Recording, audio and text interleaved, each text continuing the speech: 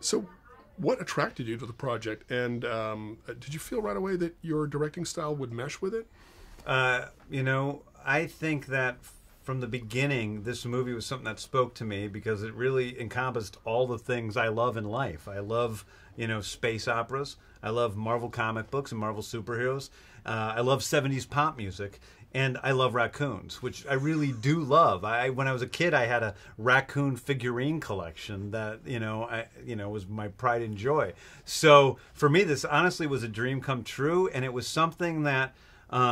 And I try to say this with as little ego as possible, but I really felt like nobody else but me could tell this story because I felt like built to make this movie. I don't know what I'm going to do now that it's done. I really don't. I'm really happy that people are liking the movie and everything's going well. But on the other hand, it's sort of like, oh my God, how am I going to ever, have that experience with those great people that I worked with on this movie? This is a great experience for me.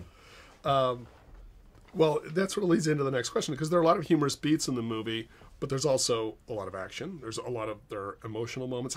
How, as the director, did you find the right balance? I mean, obviously you had to find the right balance. How'd you go about doing that?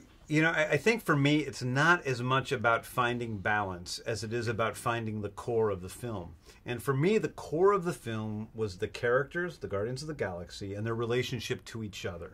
And everything else naturally grows from that. If you plant that seed, then the humor comes out, the action-adventure comes out, the drama comes out, and they're all a part of, one film. I really think, that it's for lack of a better term, it's a holistic film. It's a film that, is able to encompass all sorts of different aspects of life in one sort of spectacle movie. And I think if there's anything that's rare about Guardians of the Galaxy, it's the fact that it does, it's done with real heart by people who really loved what they were doing, and yet it's this giant spectacle film. Right. Well, and these are fairly unknown characters to most audiences, even though they're from the Marvel Universe, right? So I know I asked this question yesterday, but I've got to ask it again. It's okay.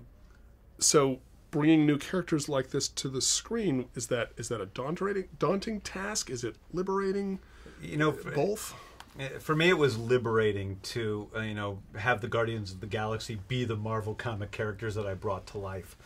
For a few reasons. Number one is because they aren't as well known, and less because they aren't as well known, and more because there aren't as many comic book storylines with the Guardians, that there are less expectations on the part of the audience for what their story should be. And it gave me a fuller, I don't want to say control, but a fuller ability to just tell whatever story I thought was best. So I felt very freed up by the fact that they weren't well-known characters.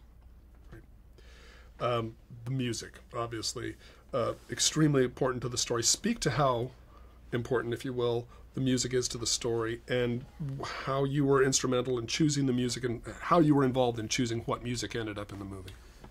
For me, the real core, the emotional core of this movie is the cassette tape that Peter Quill has that his mother gave him. It's his only attachment to Earth. It's his only attachment to the past he lost. It's the only attachment to his mother that he lost. So right away, that's a very important object. The songs on that tape were all songs that were written into the script that have stayed consistent from my first draft through the release of the film.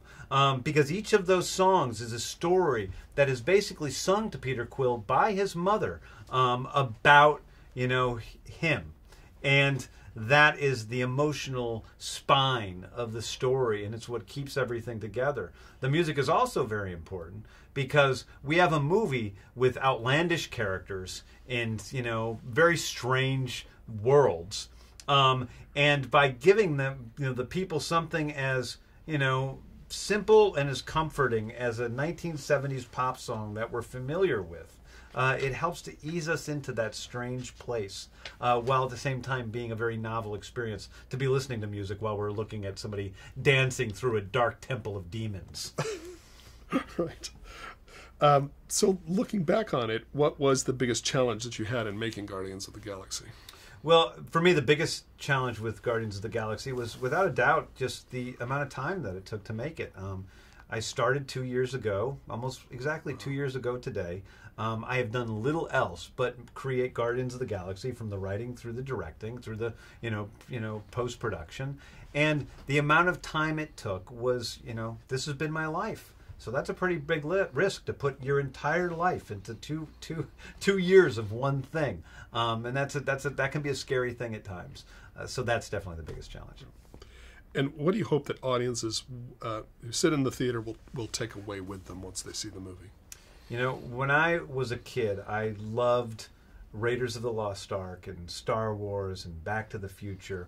And when I set out to make Guardians of the Galaxy, I didn't set out to make a movie that would be like those movies. But I set out to make a movie that would make people, whether children or adults, feel like those movies made me feel as a kid.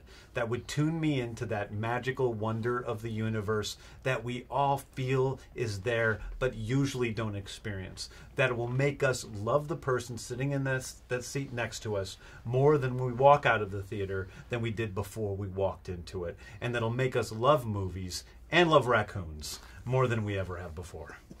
I can't wait for my kids to see the movie. So was your first experience working for Marvel everything you hoped it would be?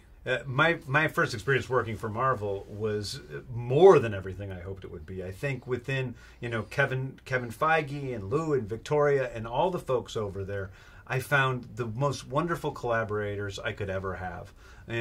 Kevin in particular is a guy who is very much like me, and very, very different from me personality-wise. And because of that, but at the same time, we approach the work in the same way, because we may get in arguments about where the movie should go, but it's never personal. It's never about ego. It's never about which one of us is right. It's always about making this movie the fullest experience for the audience it can possibly be.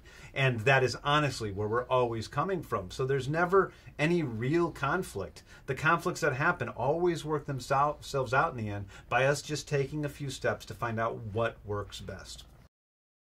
Hey, what's up everyone? Valerie here. An interesting movie fact from the Hunger Games. Did you know that while horsing around on set, Jennifer Lawrence accidentally kicked Josh Hutcherson in the head, knocking him out and resulting in a concussion? Ouch. I'm sure after this, Miss Lawrence learned that there's time for work and a time for play. That's all for today. Subscribe to keep up to date. Ciao, ciao.